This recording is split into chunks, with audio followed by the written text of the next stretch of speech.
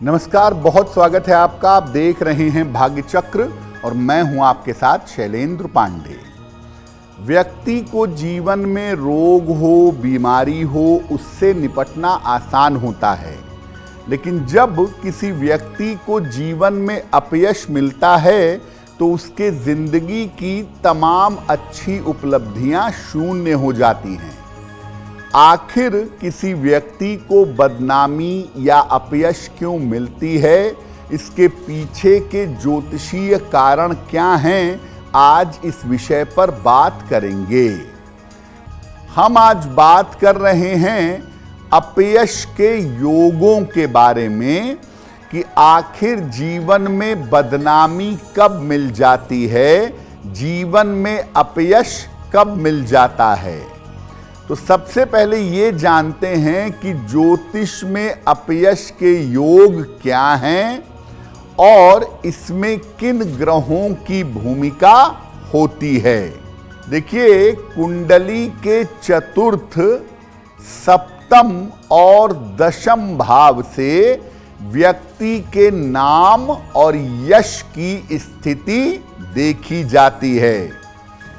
कभी कभी 12वें खाने से द्वादश भाव से भी नाम और यश का विचार किया जाता है। मुख्यतः चंद्रमा और शुक्र यश प्रदान करने वाले ग्रह माने जाते हैं। और अगर हम पामिस्ट्री की बात करें, हस्तरेखा विज्ञान की बात करें, तो सूर्य को नाम और यश का ग्रह माना जाता है। कुंडली का तीसरा भाव, छठवां भाव और द्वादश यानी 12वां भाव ये अपयश के प्रमुख भाव हैं। और कुंडली में शनि गड़बड़ हो, राहु गड़बड़ हो, चंद्रमा खराब हो, तो ऐसी स्थिति में अपयश की संभावना ज्यादा होती है, जीवन में अपयश बन जाता है।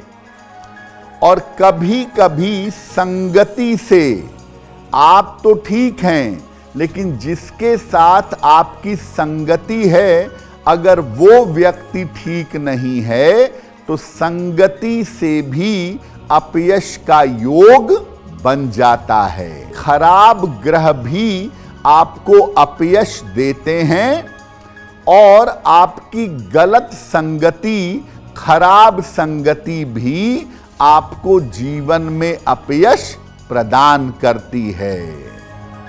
अब ये जानते हैं कि कौन सी ऐसी स्थितियां होती हैं जब किसी व्यक्ति को जीवन में बदनामी मिलती है या जीवन में अपयश मिल जाता है। अगर किसी व्यक्ति का सूर्य या चंद्रमा ग्रहण योग में है, यानी सूर्य या चंद्रमा के साथ राहु का संबंध है, तो व्यक्ति को अपयश मिल सकता है।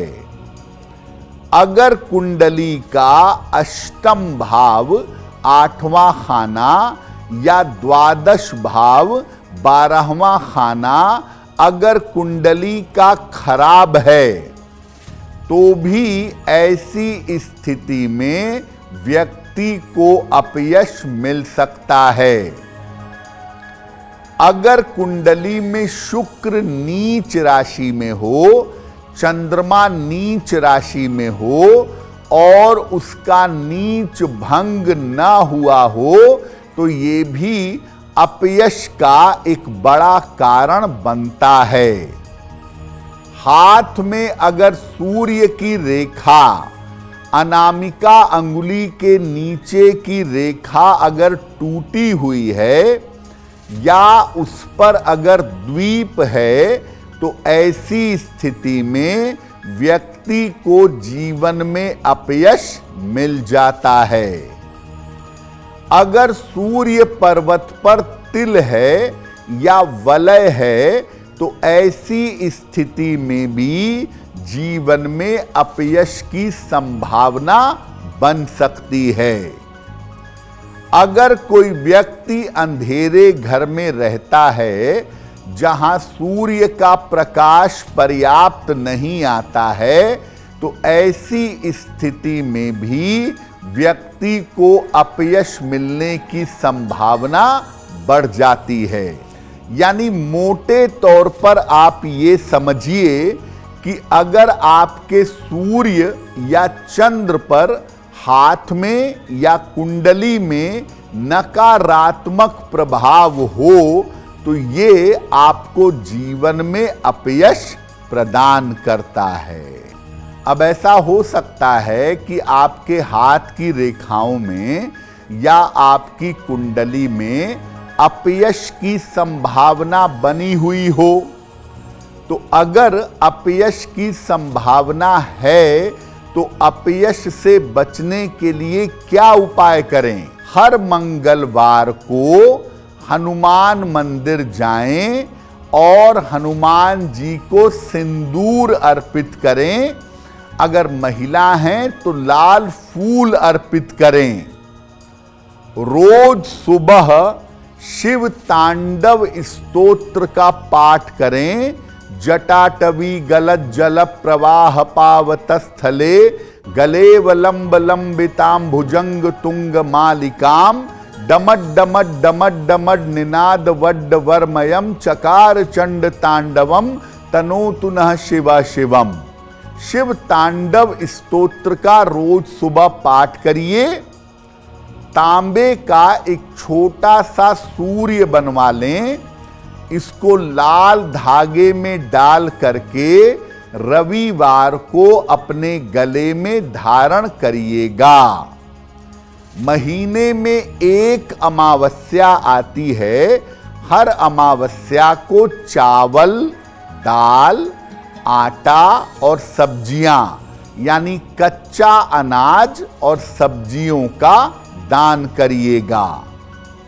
और जब आप सोते हैं तो सोते समय अपना सर पूर्व दिशा की तरफ रखिएगा, ईस्ट साइड की तरफ। सर करके सोने से सूर्य मजबूत होता है, और अगर सूर्य मजबूत होगा तो जीवन में किसी भी तरह के अपयश से आप बच जाएंगे।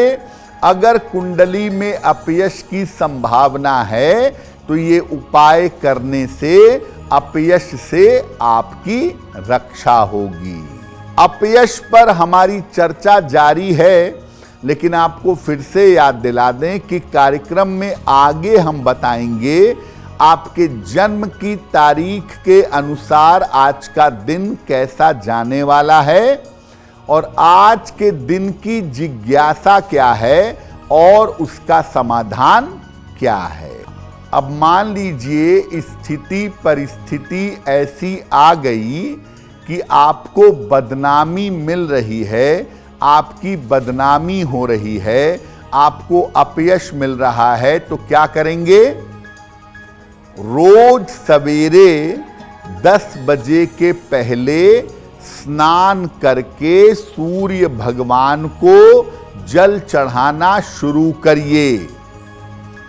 सुबह और शाम दोनों समय एक एक बार सूर्याष्टक का पाठ करिए, या अगर सूर्याष्टक नहीं पढ़ पाते तो सूर्य देव के 21 नामों का उच्चारण करिए। जब भी आपको मौका मिले आप गाय को हरा चारा खिलाइए, या बुधवार को कम से कम गाय को हरा चारा या हरी पालक खिलाइएगा। रविवार के दिन नमक और अदरक का सेवन करना बंद कर दीजिए। अगर ये उपाय आप निरंतर करते जाएं, भगवान सूर्य की शरण में जाएं, नियमित रूप से गाय की सेवा करें, तो आप बदनामी से निकल आएंगे, आपका अपयश का योग भंग हो जाएगा। अब वक्त हो गया है ऐसा क्यों जानने का। ऐसा क्यों में हम आपके मन और जीवन से जुड़ी हुई तमाम समस्याओं का समाधान करने का प्रयास करते हैं।